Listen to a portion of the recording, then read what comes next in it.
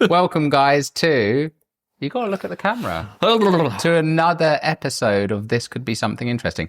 So we did actually do this is our first episode in Brighton, our first new episode in the new studio setup. We did actually do another one. I was going to say you're lying. It was, yeah, true. You're lying. But it was just too much effort to publish it because we had all sorts of fucking because we just three couldn't different, be asked. 2 phones, a camera, 3 different To be fucking fair, microphones. it actually looked really good. And It did look good, We are yeah, going it to did move look into legit. doing that. We're going to have different, because it's good We're to have trying to different mix it up. camera angles, and it's good to do it in person. But hopefully, this microphone situation is better.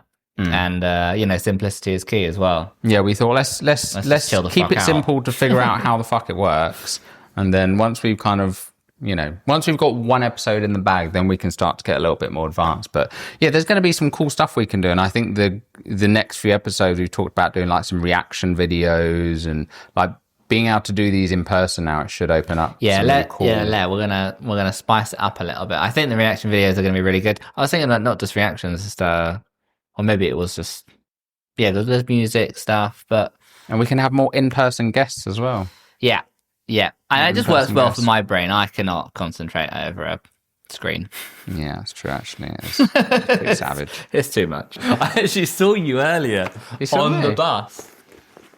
Today? Not you on the bus. I was on the bus and I saw you. Yeah. You were not even far from here. You were just probably 5-10 minutes down. But you're looking pretty serious. Oh no, I was serious earlier actually because I had my, my weird sensation thing. Did I tell you about that one? I had it in Scotland when Your when arm? we were driving. Yeah, my arm. Happened again. It happened again, and then this was just by pure question. coincidence as well. But I was listening to a podcast with Tim Ferriss. Yeah. Do you know Tim Ferriss? I sort of recognise The the name. 4-hour work week. He did I listened to that ages does ago. all like the biohacking podcasts Not and that things, I but really remember any of it.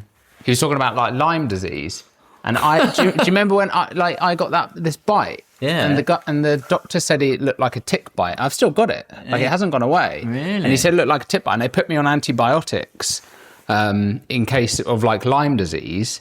And then I never really thought anything of it. And he was talking about Lyme disease, and he's like, it can cause all sorts of like neurological issues and issues with your nerves, and like all of these things. And I was like, holy shit! And then I started like researching it, and You I was went like, down oh my the God. rabbit hole. I went down the rabbit hole, and No, it's too late for you.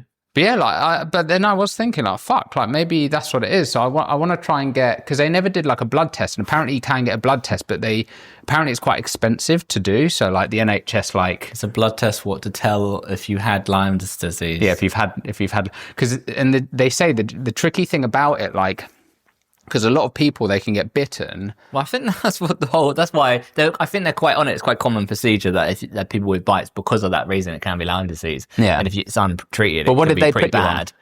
Antibiotics. No, but what? Was it doxycycline? Because I think like no idea. doxycycline is what they put me on, and they say like that's like a really strong antibiotic, and they don't normally put people on it unless it's suspected Lyme disease, because antibiotics obviously have like I'll have to have a look. the stronger it is, the worse it is for your body, because it's like a nuclear bomb, so it destroys all of your good bacteria, which strengthens your immune system. Yeah, I did. I felt I don't ever take anything, and I did feel a bit funny about. I could tell I was having something as an antibiotics. Yeah. I don't know what it was, but go on. I'm trying to see. But yeah, so anyway, so they said like, because I don't know how long I had it for, because I only got that looked at. So like I don't remember you having it. we went to Scotland in September last year. Yeah. So if I remember you got bitten before, well, that's what they're saying. They say you can get bitten and you wouldn't even know. One have Lyme's disease. Yeah. But it looks a particular way when you look at what the reaction from. No, but apparently it doesn't always. It You can doesn't? literally have a bite that is just like it's just a tiny little bump, and then it just goes away.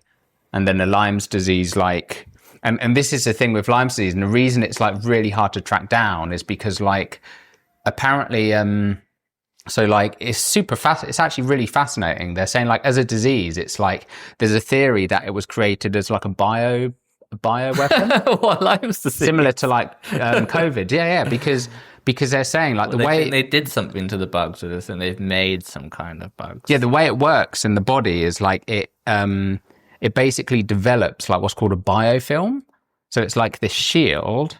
So like it's almost like a disguise. So your immune system can't recognize it, and it just plants itself in all different like tissues in the body. Really? And then and it will be dormant. So like the immune system can't attack it, but then it waits for like.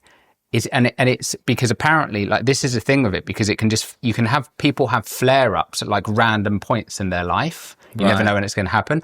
So it waits for like moments when your like immune system is weakened, and then it will come out and start fucking shit up. And then when you start getting it will sort of start doing something, then it kind of, if like your immune system see it, then it hides again. Right. So a lot of people like actually Ren I think Ren had or has got Lyme disease because he's done a few videos on it, and it's like a lot of people say like, you know, it just strikes out of nowhere and it can just wipe you out. Like I haven't had like, I've only had this, but it is actually really scary because like, you know, earlier it's kind of like. But you were just saying it can affect your neurological. You get neurological symptoms. It apparently can affect your like your heart, your gastro. Well, I think like that's the whole thing. Yeah, because that's why they just nerves. give you some antibiotics, because it's just you know, even if it's not, it's kind of like, well, it could be pretty bad. Yeah. I mean, that's spicy. Yeah. So that's why you were looking so serious. Yeah. And I was going to be like, I'm on the bus. But I found, because they say like you can only cure it if you get antibiotics within 4 weeks, otherwise you're fucked. It might not be Lyme's disease. I fucking hope it's not. I'd be well pissed off if it is. But honestly, like it is like. I think this might have been Lyme's disease. It's a really weird sensation where like. This looked like Lyme's disease. I can't feel my arm in space. Like just then when I was trying to put the SD card in, or like can't feel your arm in space. So like if I'm like feeling this, like my but so can you feel? Can you feel? No. So this is the thing. Feel. I can feel, but so like the best way I can describe it is like I'm touching this, but it feels like my whole hand. So like I can't recognize what, you know, like normally you can recognize where something is in your fingers. Like, okay, it's there. Like it just feels like my whole hand.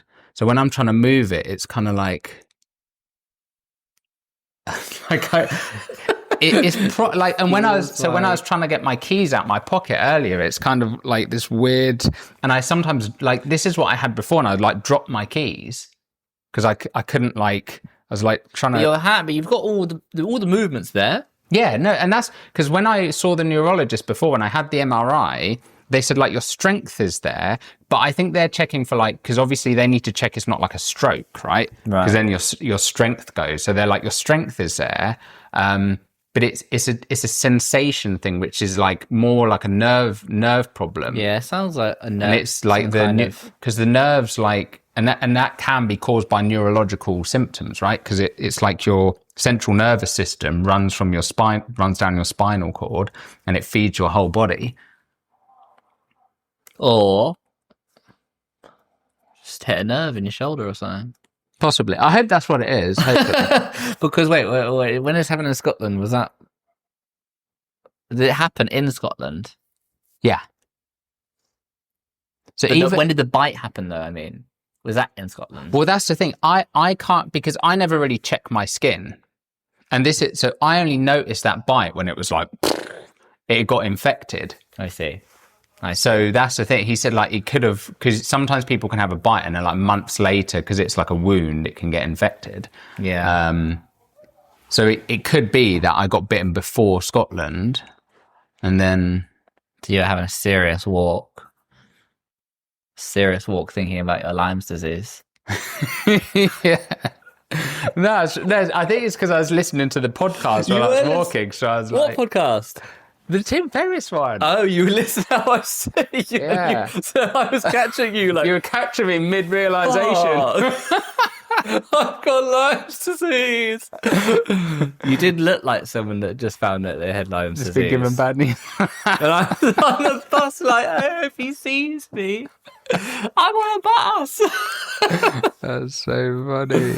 Wow, that's really it's quite intense, really. I'm sure you don't. Well, no, I mean, you never know. You actually might, but I feel like you'll be all right. I think I've got enough evidence to get tested at least. So I can get tested and then found out. I've listened to a podcast. No, but I mean, like, just... I think the nerve thing is very interesting. I don't know if it's... I mean, yeah, sure. No, totally, you're right. It could be... But I think but with that in mind, I think it could actually probably be loads of possible unknown.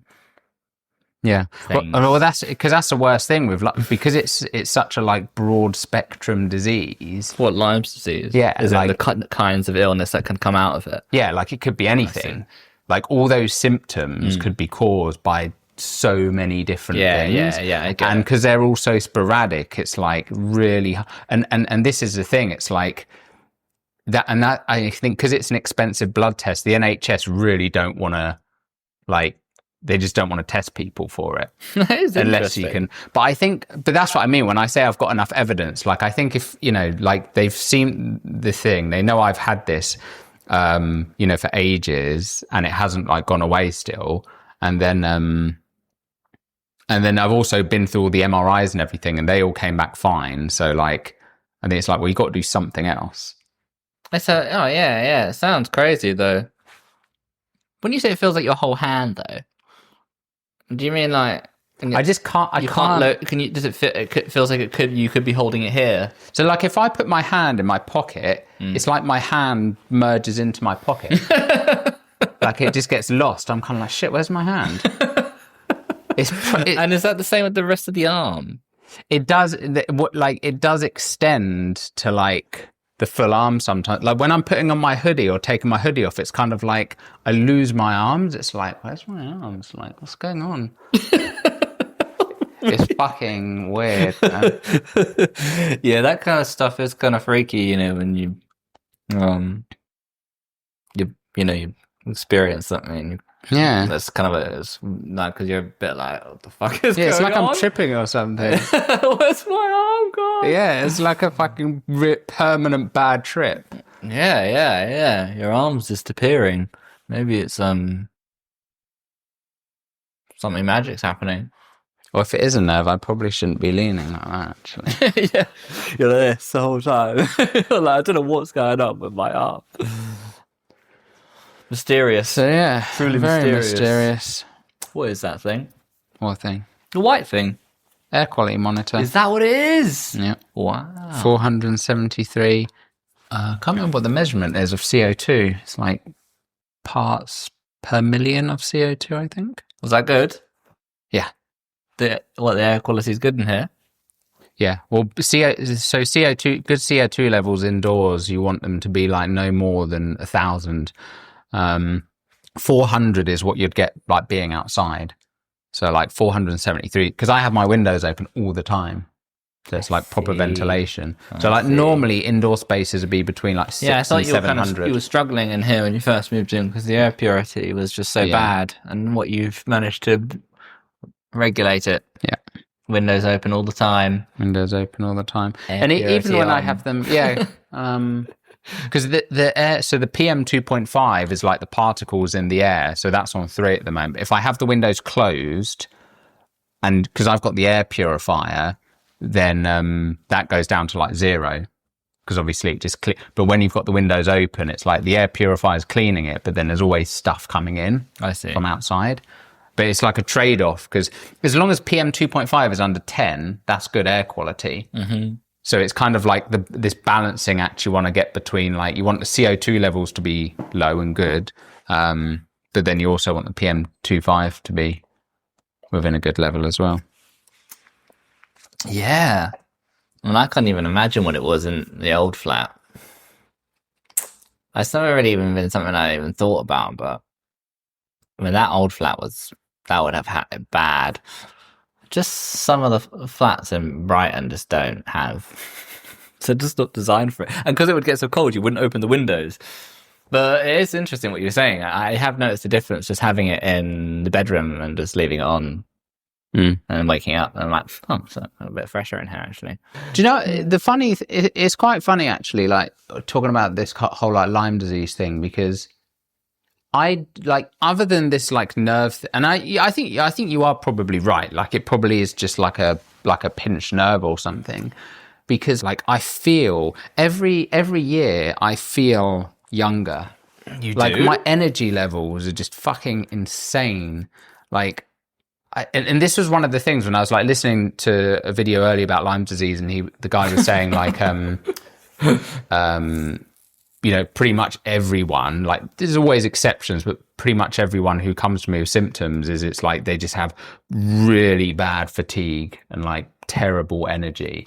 And I've like, I don't think I've ever experienced that in the past like 3 or 4 years. What's your trick? Why do you have so much energy? I mean, I changed my diet and stuff like that because I was doing a lot of stuff, and I generally found myself feeling quite. But I also I walk a lot. I stand a lot. Yeah, no, same. And I like, that's one of the things I've been doing. But I also like, so I have my. I'm going to bring them over. Oh my god! It's one big advert. Oh my god. No, this isn't even a sponsored section as well. But advert section. We should just do adverts. We should actually. Maybe I should reach out to these guys first. So I have my CoQ10. This is why I never feel tired, but I do have Lyme disease. So I have my CoQ10, which is really good for like mitochondrial health. Oh, I kind of want some of these now. You're already selling me. Fiber. Oh my god, I want this. Fiber. Yep. Inulin, so mysterious. Inulin, FOS, 3 types of fiber. Well, we're so, like, if you look at like pretty much everyone's diet, we're so deficient in fiber. Fiber's like one of the hardest. Yeah, massively. What's fiber? Massively. Fiber's like, there's different types of fiber. You've got like soluble fiber and insoluble fiber. Okay. But most of it comes from like whole grains, lots of like fruits, veggies. But the amounts you need to eat, like. The recommended daily intake of fiber, I think, is like 30 grams. And you might get like a couple of grams of fiber in a bit of fruit, right? Yeah. So if you think you'd have to be eating like 15 pieces of fruit and veg for what they recommend to get to that. It does seem like, you know, yeah, I do get it, because supplements are the ways that we can actually be getting the nutrition that we need out. Turmeric. So curcumin is one of the most powerful antioxidants and anti-inflammatory. What is this? It's like bits. It's just ground turmeric in like a little pill format. Oh, they're so I try to any supplements I take, I try to have like the food version as opposed to like a synthetically made version. So you can get like this curcumin. Is synthetic. No, that's actual turmeric. Okay. So turmeric contains a compound called curcumin. So that's like the food version of it, basically. I have my magnesium. It's not cumin. No, not cumin. Curcumin is the active compound within turmeric. Interesting. Super, super powerful. And another interesting thing as well so curcumin is quite poorly absorbed in the body. So, and this actually applies to a lot of things. If you mix in black pepper with it, it helps with the absorption into the cells. I know about putting black pepper with. So it has. Is that right? Is that why you do it? I just thought it was like for the sweet flavour. And then magnesium, super useful for sleep. Magnesium. And it's got loads of other health benefits as well. Magnesium. This is what I need. And then I also have my omega-3s, really good for ADHD, but omega-3s have tons of health benefits. My diet's great. It is actually really good, but I don't always feel super energetic. Well, like I am, but I don't know. I mean, once again, I feel like I also probably. But it's not. I tell you what, it's not. I'd stand more than you. I don't think it's just the supplements. I do, because a lot of these as well. Like you probably. So omega-3s. The main reason I take these is for my ADHD. I have omega-3s. I do notice massive difference just in my concentration. Yeah. But there's a ton of other benefits of omega-3, like skin, tablets, fish oil, bone health, like. I used to have them when I was younger because it was going to be good if you're dyslexic.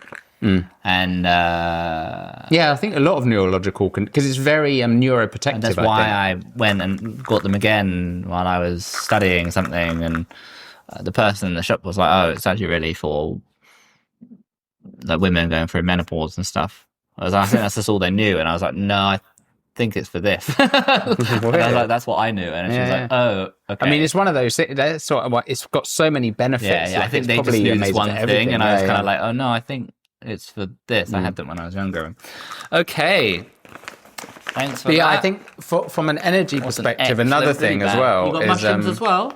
You're not on the mushrooms. No, That's interesting. You've got all this stuff, but you're not on the mushroom hype. no. Why not?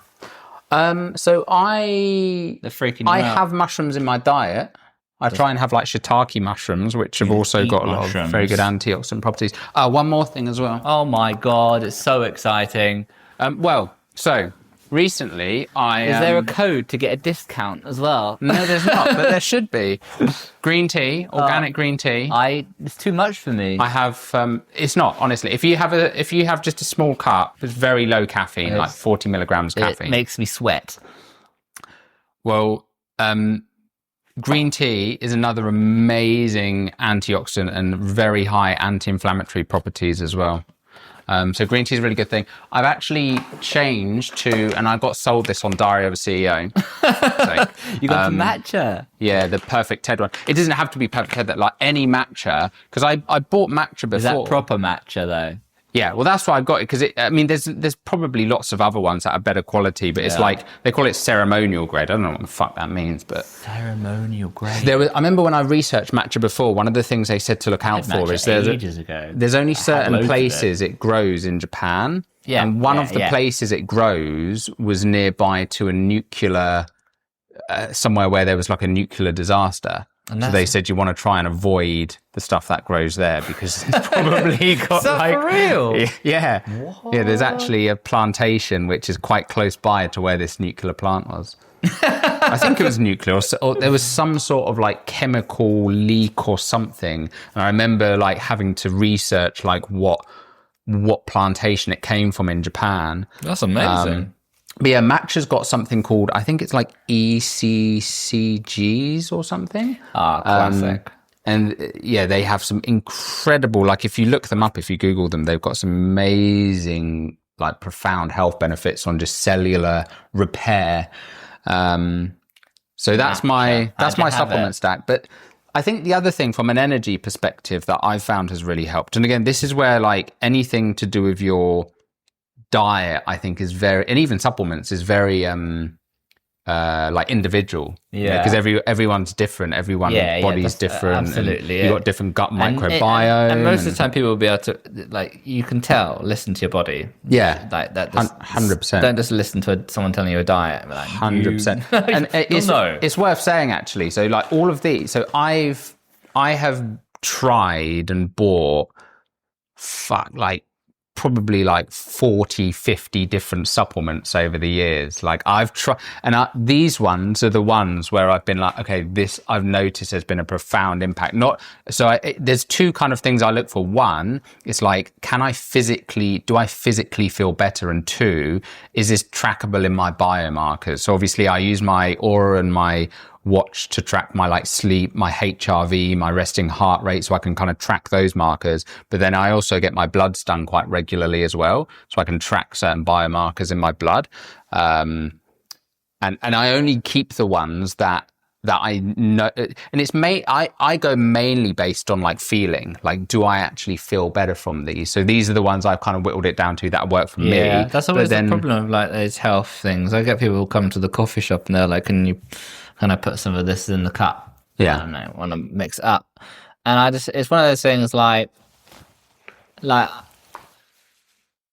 people are like, oh, I feel so much better. And it's like, well, like our environment is so stimulating. The odds of you actually being able to tell, like something like that, something like I just feel like it's placebo. Yeah. Yeah, I think. Do you know what I mean? I think there's yeah. so much of that particularly in that world. Yeah. CBD or this or that. I was like, for you to really be able to read it, there's so much other stuff going on. Yeah. I'm not saying you can't notice it. I'm just saying it's like, Yeah, for sure.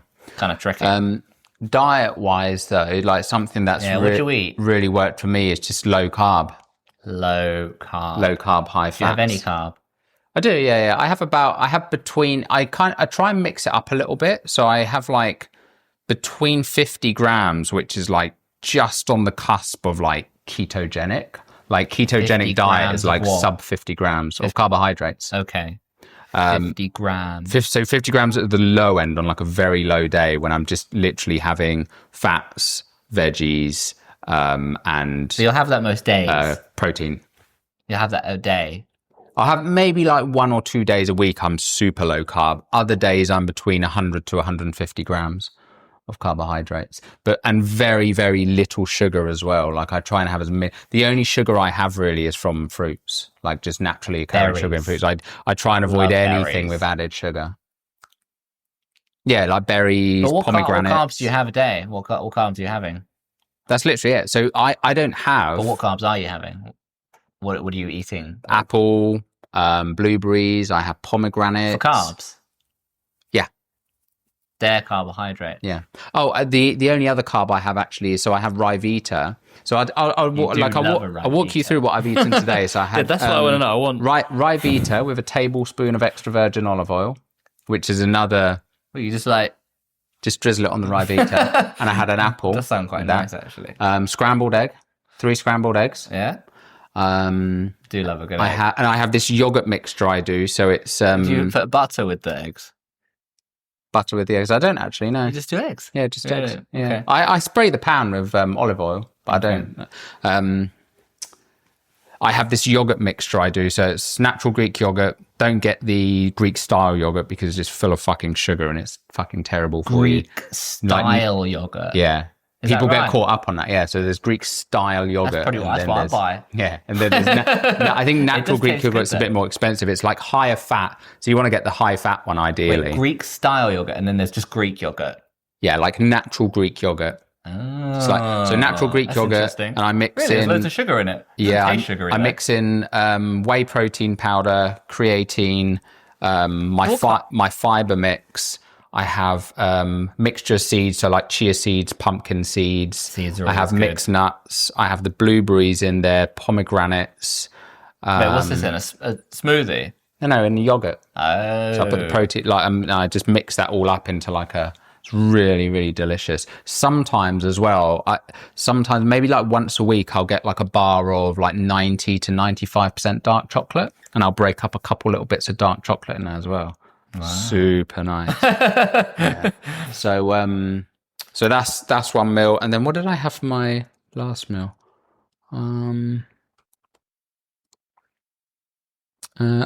Minced beef and broccoli. Minced beef and broccoli. Yeah. So it's kind of like it's a lot of beef, a lot of minced beef, a lot of chicken breast, mackerel.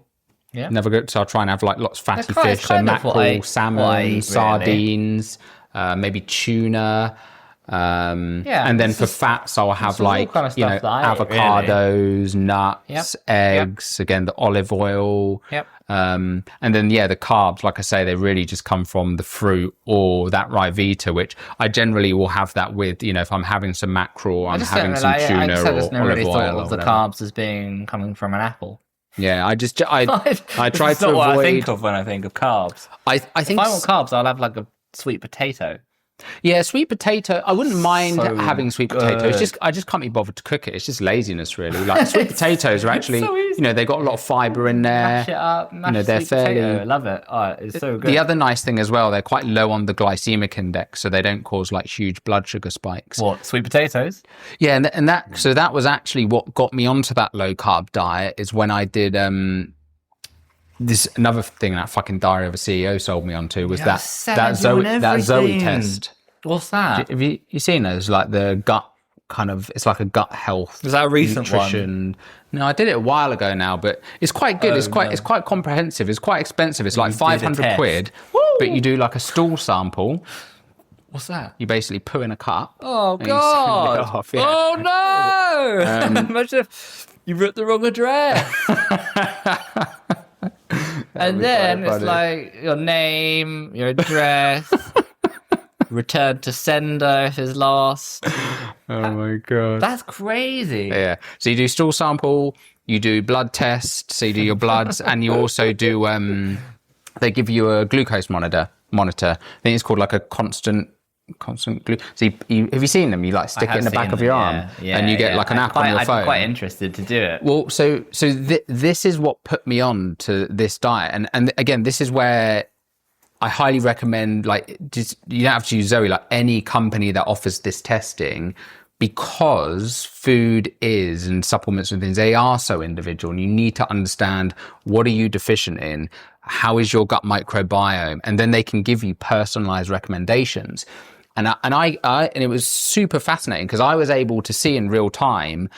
I used to eat loads of bread, like loads of sandwiches. I used to have loads of like rice. I used to have rice with like every meal. Pasta. I used to have tons of pasta. Yeah. And like it was the worst. This isn't necessarily the case for everyone, but I think it's pretty conclusive in most across the board that pasta and rice are terrible for your for like blood sugar spikes. Yeah.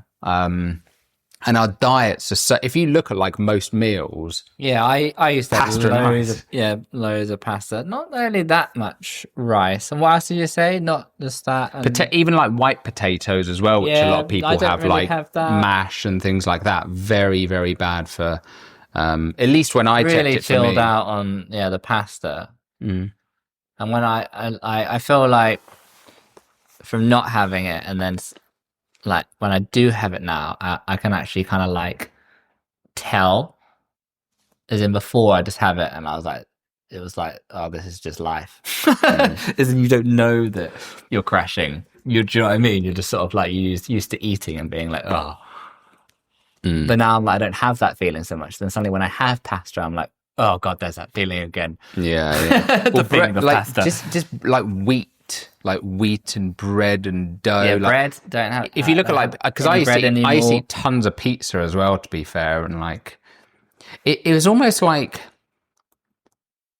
there's something weird. I remember having this conversation with Jane. It's like this weird thing of like, there is. I think everyone can acknowledge that, like, you feel terrible after like eating like a massive pizza or something. Mm-hmm.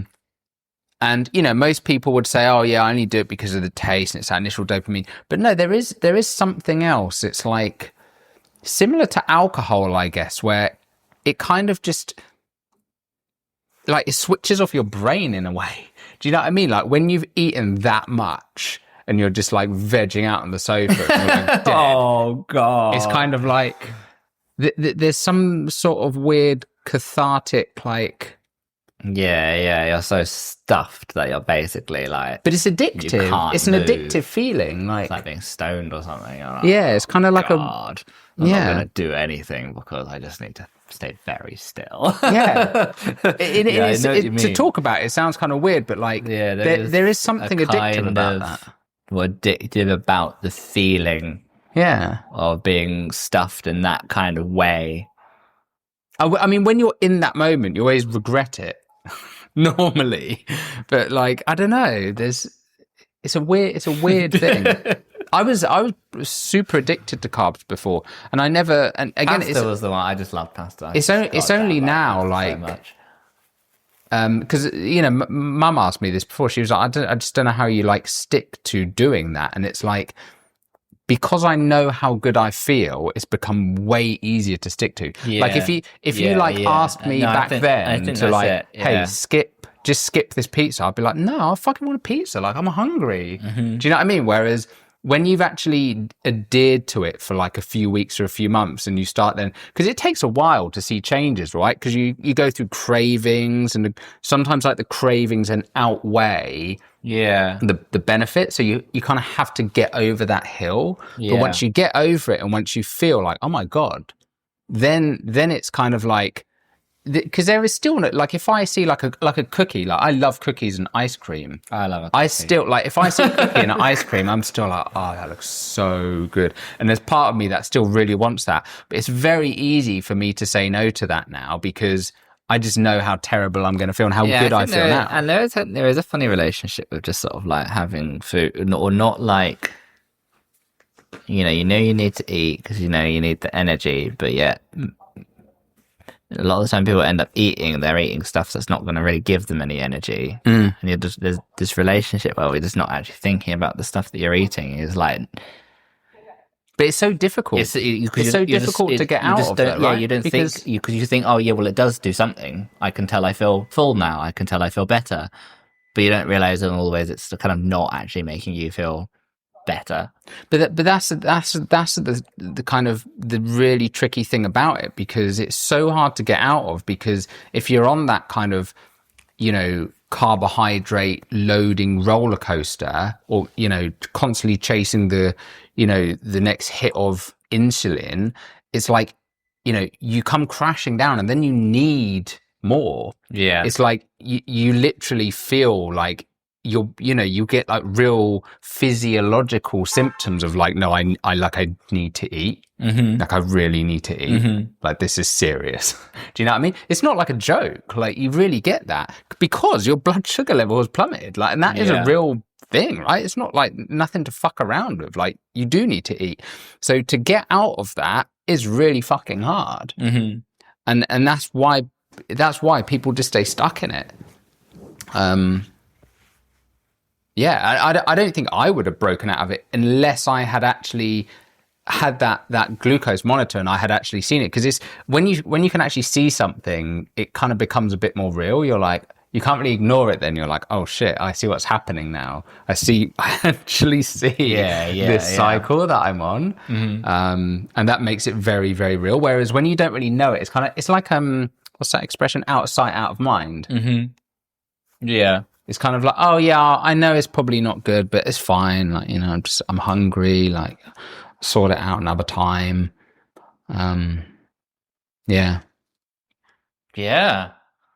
So, but yeah, it's great. Like, it's amazing. Like, I feel very, very lucky, really, and like privileged to have the energy levels that I have, and to feel energetic. Yeah, that is a good thing. I mean, that's like... And just like my sleep as well, like... Yeah, sleep.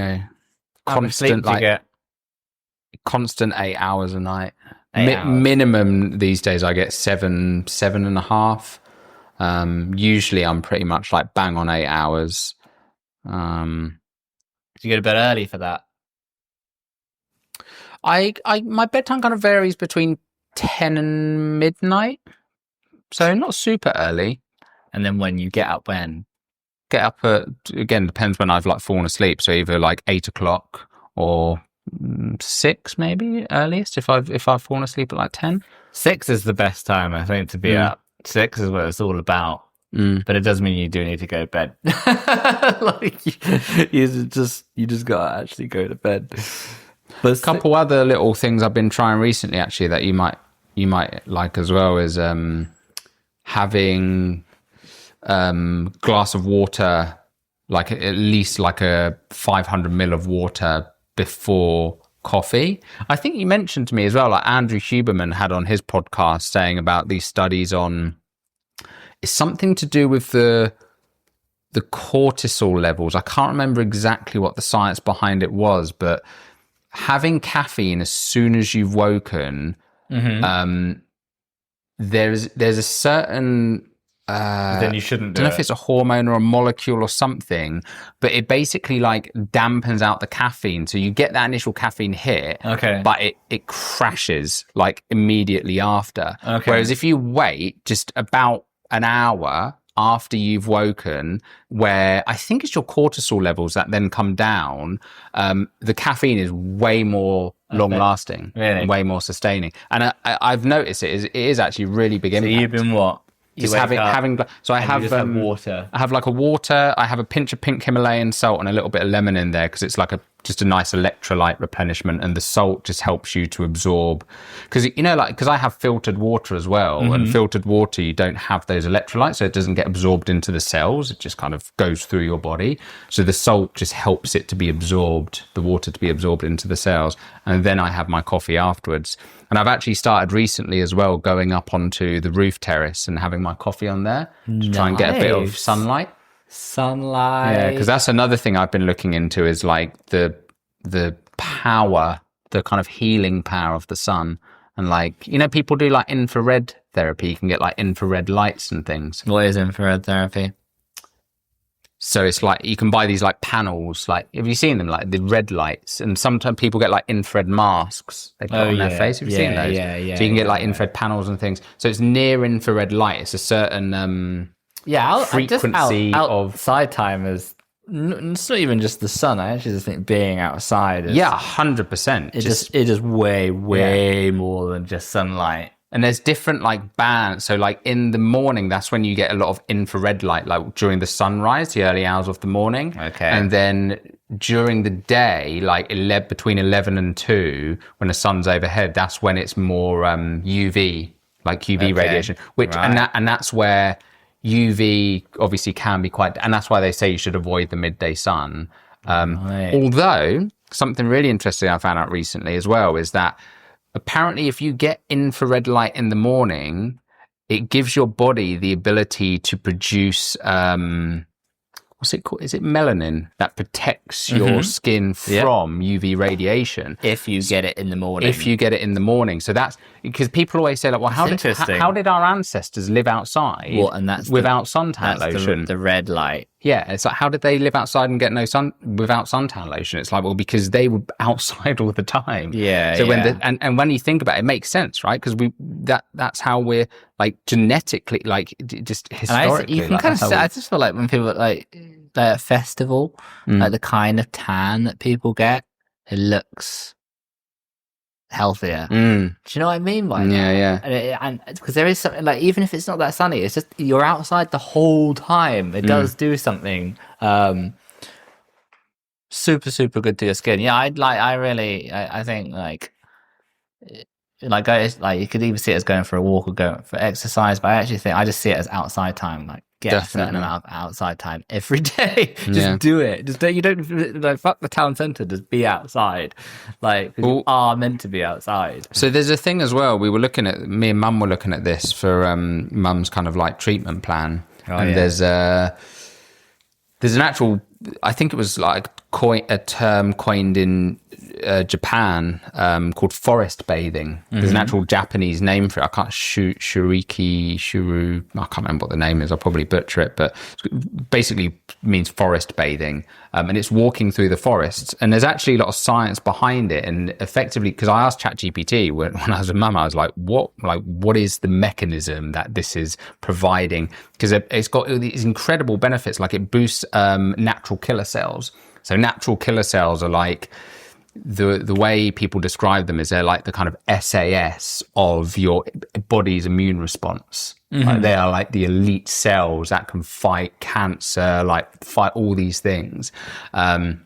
And one of the most potent ways, there are like herbal remedies as well, like oregano oil, I think, and actually curcumin have been shown, and green tea, matcha specifically, to significantly boost natural killer cells. But yeah, so the trees actually release something called, I think it's phytoncides, which is, so it's from like the essential oils basically that the trees and the leaves give off. So when you're surrounded by a big forest, it's in such high concentration, and it's actually measurable. It's not just like some woo-woo thing. They've actually done scientific measurable experiments on the levels in people's blood, and it actually has measurable effects on the body just from being out in the forest for like an hour. Right. So nice. So like doing that. So like trying to your point, just getting out in nature, going for a walk. If you can go to a local park where there's some trees nearby, going out in there for just like a half hour, an hour a day on a lunch break, just every day, just going for a walk. Such profound health effect. Like that's only one of them. There's all these other health benefits from phytoncides as well. And just like mentally just connecting yourself, recognizing that you're kind of like part of nature and that's like, actually part of being like in still rooms. Yeah. Like, things that don't move. That's a weird thing. You're in these spaces that literally have no movement about them. I was like, like the rest of everything is not like that. There's a slight movement, clouds move, things move. Yeah. And also just having a roof over your head, like literally like the psychological impact, like you feeling as big as the room. Do you know what I mean? Like I'm nearly the height of this ceiling. You know what I mean? That has an effect on you. And I've noticed a difference. It's like it gives you a more kind of expansive mindset, doesn't it? I guess like being outside and like having this huge expanse as opposed to being closed, and kind of creates definitely a difference between like when I worked at Tamp, that's been like outside in the coffee shop, we're just on a tuk-tuk, and you know, in terms of people coming and they're outside. And then same at Stony Point, they're outside. And then like, it's when people go into a shop and they go into that shop, their brain has instantly created all these ideas of instantly who they are in that room and who you are. And like, it's created all this identity. And when I think people are outside, it's kind of like, oh, I'm actually quite small, really. I feel like I never get anyone ever complain about anything. And I think that's the difference. I think when people are inside, they've almost got something to be like, hey, do you know who I am? I expected a certain standard. You don't never had that from anyone. And that's, I don't think that's just some coincidence. I don't think it's like all the customers are really nice. I think that's literally it's interesting byproduct of environment. Yeah, because you become smaller. Yeah, you are smaller. You're literally like, smaller. There's a tree next to you and there's a sky next to you. Like, how could you possibly be like, excuse me? Yeah. I do really, because most of us don't live like that. We go from room to another room, to another room, to a car, to a train, to a bus. We're always inside, you know, of some kind of roof. I think there's definitely a big thing about us like that. Being in spaces that make us feel like we're really big. Because we're not. Yeah, it's one thing I do need to get better at, actually, on what you were saying there is like I try to do this, but I'm still quite bad at it sometimes, like going out without my headphones. Oh yeah, because that is actually the actual, you know, Japanese practice of forest bathing is exactly what you said. It is, you're not just going for a walk. You're going for a walk and you're fully immersing yourself in the movement of the trees, and like it's kind of like this mindful experience where you're becoming one with the swaying branches. Yeah, you miss, and also it's sad. We miss out. We miss out so much, and it's become this really weird thing of the human experience that every time we go out, we put our headphones in. Everyone does it. Like, think about it. You don't need to do that. You don't need to do that every single time you go out. Like, there are sounds and there are things that are happening, and you might bump into people and interact with your world. Like, I do get it. It's nice to feel like you're in a music video, you're learning a subject, or like it's this free time, but it's also good to just take in your environment in a more intimate way. Do you know the ironic thing as well is that, like, so I'm either listening to a marketing podcast, psychology podcast, health, or kind of spiritual. Right? They're like my four things I'm just constantly listening to. So like the irony is, like, I will probably be walking and listening to something saying, hey, yeah, it's good to just like get out in nature and just not listen to a podcast. Then you're like, like, yeah, that's a great point. Finally.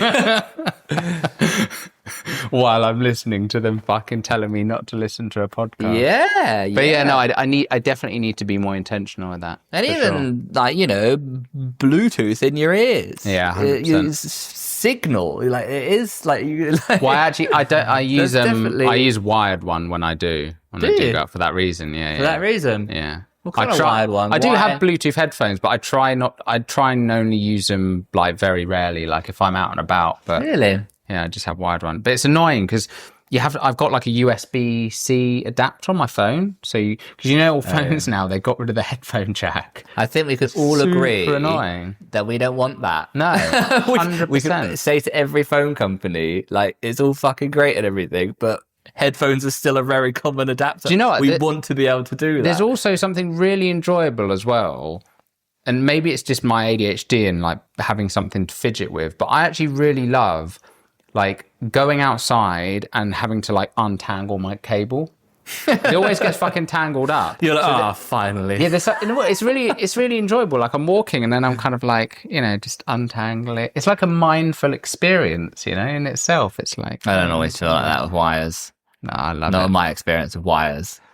I'm like, God damn it, why? Why? Yeah, but there you go. It's an opportunity for you to practice. Practice mindfulness. No, I just think if I don't move it, nothing could possibly go wrong. Just don't touch it.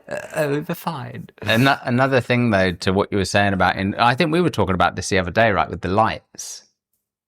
The lights as well is something this is something I've been experimenting a lot recently with my sleep and my like deep sleep in particular, and how long it takes. Like on Aura, it measures your sleep latency. Latency. So when you get into bed, how long did it take you to actually fall asleep? And sometimes a minute. The overhead lights, savage. Like it wrecks my sleep latency and my deep sleep, and it's actually kind of like fascinating, really. Like I never even like realized all this stuff with the like frequency. Is it the frequency? Yeah, it's like a certain kind of like frequency of like light that different light bulbs emit, and all of the lighting that we have in our house now, all these energy saving bulbs that are all now enforced, they're really bad for you. They just wreck your circadian rhythm. So it's basically tricking your mind into thinking it's daytime, so your circadian clock can't fit into effect. So when you get into bed, you're then like, you can't sleep. Your brain's wired. It's not ready for sleep. So actually what you need to do is like after 6 o'clock or when the sun starts setting, you need to turn off any overhead lights. So you'll notice like all these LEDs that I've got around, I turn them away from me, so there's like nothing facing me. All the TV and everything, my phone, I have the blue light filter on there all the time. On my laptop, I've got it on a schedule, on my phone as well. So like 6 p.m. blue light filter, and it's like fully like I turn all the other all blues off, everything else. So it's just like red light. So it looks a bit weird. Like it's actually quite hard to use. This isn't on right now, though. It is. That's with the blue light. You can't adjust it that much on the TV, unfortunately. The phone, you've got much more control. But that has literally turns red, doesn't it? In fact, I think I've done something to this. But yeah, it does make a look at that, and it is really weird as well. It kind of does like it stops you from using it so much as well because it's not as like vibrant. What's so weird. It becomes really boring. Yeah, and isn't that fucking? I think that's like. It's part of the hypnosis of it all. Like when you do this, you're like, I don't want to look at this screen. And how weird is that? Well, remember on my old phone, I had that. Do you remember I had that like minimalist quick app? access? Oh yeah, that's fine. It got rid of all the app store icons because they're all designed to just look so like juicy. I just don't want to look at this. Yeah. All right. Yeah, I forgot I even had that on. To be honest, that red light. But yeah, so that's something I've noticed as well, and I've been looking at the data in my Aura. It's made a really big difference to my ability to just fall asleep like that, and also my deep sleep as well. It's not massive impact on my deep sleep. It's kind of had like a 15-20% increase, but still significant. And the other thing actually that helps tune your circadian clock, if anyone's listening and you're having issues with sleep, is that red light in the morning. So because that's what sets your clock. So if you've currently got it disrupted and your whole circadian clock is out of whack, best way to do it is get outside. It doesn't have to be like, ideally, you can do it at sunrise, get out in sunrise, but just any time between sunrise and like 10 a.m, let's say, just get outside, even if it's just for 10 minutes. And ideally you want to face the sun as well. So you're not obviously going to look directly in the sun, but you want your eyes, so you want to face the sun, right? So you're not going to look straight at it, but you're facing it, because when the sunlight needs to touch your eyes to kind of set your circadian clock. And then again in the evenings, you want to try and avoid all these fluorescent bulbs, overhead lights, and just this will help for later. Your sleep. That then helps, because once your circadian clock starts, it knows like, okay, cool, I wind down after X amount of hours when the sun starts setting, when it naturally gets darker. then you start turning the lights off. Whereas if you have all the lights on and TV blasting blue light in your face and you're looking at your phone and more blue light, it stops it from creating what's it called? Is it melatonin? I think it's melatonin, isn't it, that your body produces from your circadian rhythm. So it creates that melatonin to make you feel tired, so you can then go to sleep. Super fascinating. That's crazy. And sea swimming? You're going to get into that? It's not for you. No. Why not? How can you do all of this stuff and then say, no, it's too cold for me, thank you very much? It's not even the cold, it's just the salt water. What do you mean? There's loads of other good stuff in there for you. No, I don't buy it. I haven't seen the data. Yeah, there's loads of data. You just don't want to look at it. You're like, because it's too cold. Like, sea swimming is the best. Sea swimming as well. And that, if you like grounding, that's the ultimate grounding thing you could do. It literally, like you're putting yourself in. You're literally putting yourself. You're not in the ground, but you are. But it is. It's super grounding. No. I know. Grounding I have way more so than walking on the ground. No, I don't think so. It is. It's probably just the same. No way. It's covering your body. You're literally you're basically in the earth. That's what it's the same as. You're fully covering. You're like, look up. Maybe you might be right, actually. That is just something that's my main. Do you still do it? Yeah. Absolutely. I still really want to. I got a bit lazy and I started going kind of later in the day. And I used to go.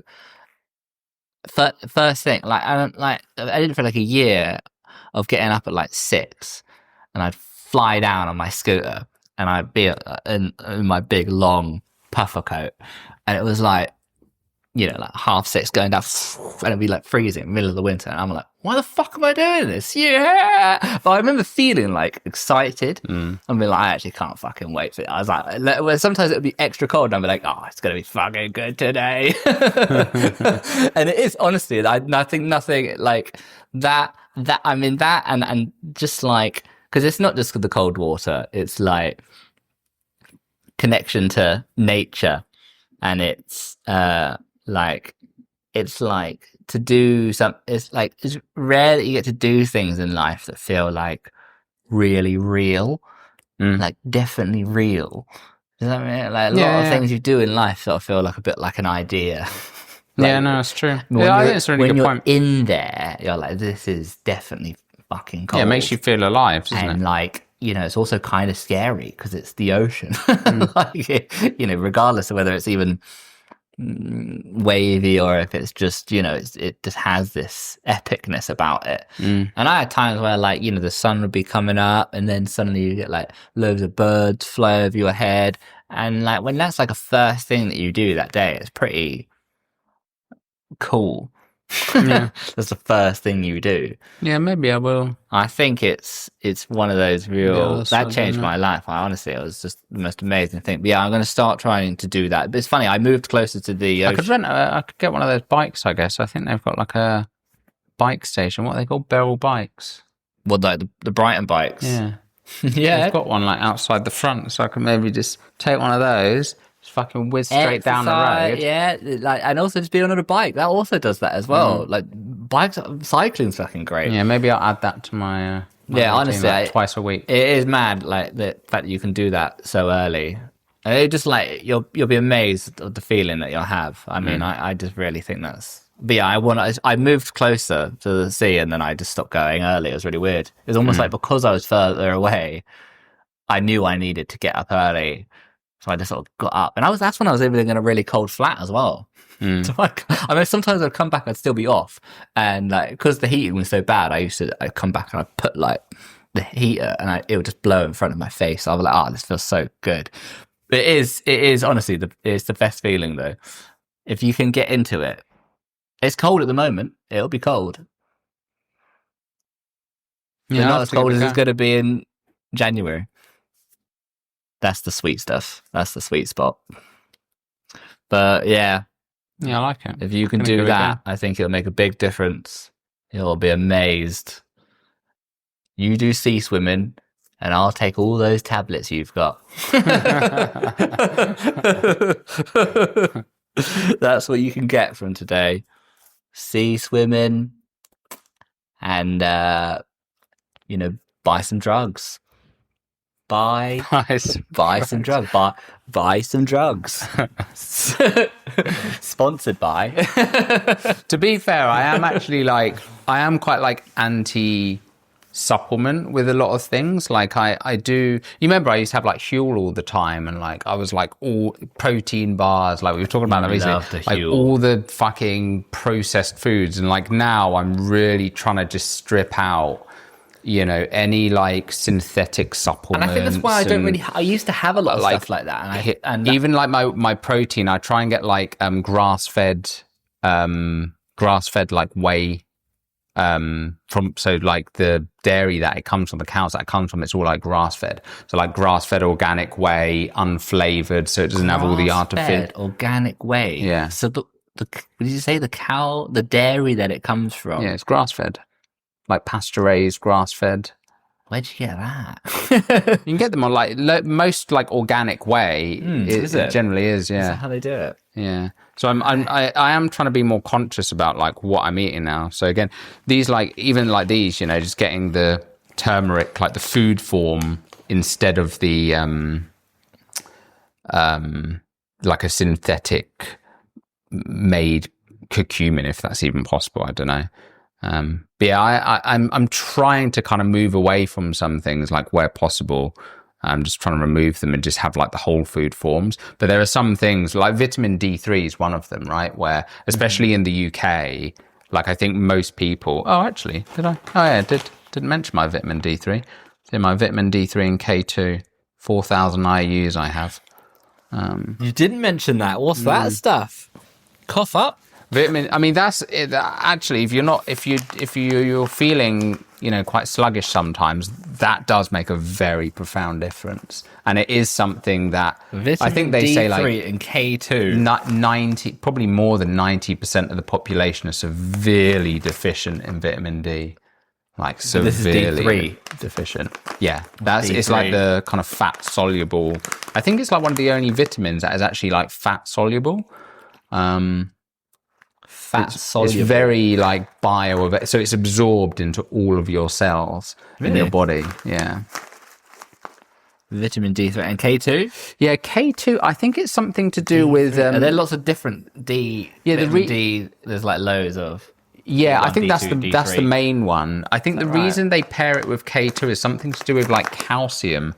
I think if you have vitamin D on its own, quite high amounts, it can. What does it do? I think it raises your calcium levels, something like that. I don't know. It's a good mix. It's a balancing thing. Amazing. But yeah, so there's some things that I think you kind of are important to supplement with, and then other ones again, like some of these I take them for my own personal reasons, ADHD, things like that, because they work for me. But yeah, sorry for sounding like a kind of supplement drug. So for anyone listening, don't do what I do. Don't do what I do. Don't do what I do. Just do what I do. Get in the ocean. Good whole foods. Yeah, I think nourishing. Yeah. Whole food. I mean, that's the main. Try to get organic stuff where you can. If you can't, it doesn't matter. It's just really actually try to eat real food. Yeah, exactly. I tell you what also is like what I noticed is now when I do my shopping, my weekly shop, like I don't know if you use you got a club card or whatever when you go to Tesco's. I signed up to loads of them recently. Actually, I got really fed up because they always ask me, "Do you want a club card?" I'm like, "Nah." Yeah, well, you hadn't had one for ages. Yeah, and then I'm like thinking, saving loads. Well, yeah, well, that's what I'm thinking. I'm like, the amount of shit I buy, like. So I signed up for all of it. I literally went on like Waitrose, M&S, fucking Sainsbury's, Tesco. This means you didn't know. Like, so if you buy loads of fake food, you'll get loads of discounts. Okay. And honestly, literally, obviously it would be between like all the big food. yeah, you'd be companies, saving like if you like a week, obviously everyone's different, but it'd be like 10-20 pounds you could save. But now it's literally like £2 because they don't give you discounts. Well, I on the real food. Like, I'm using they them don't go now. down. The meat doesn't go down in price. That that's all stays the same. It's like, you fuckers. I'm using them now. Like, I scan them every time, but I don't know what the fuck's meant to happen. Like, it's just like, scan your club card. I'm like, beep. They should go down in price because there are some. there are things it would say. They'll be like, it just says like card acknowledged. It's like, thanks.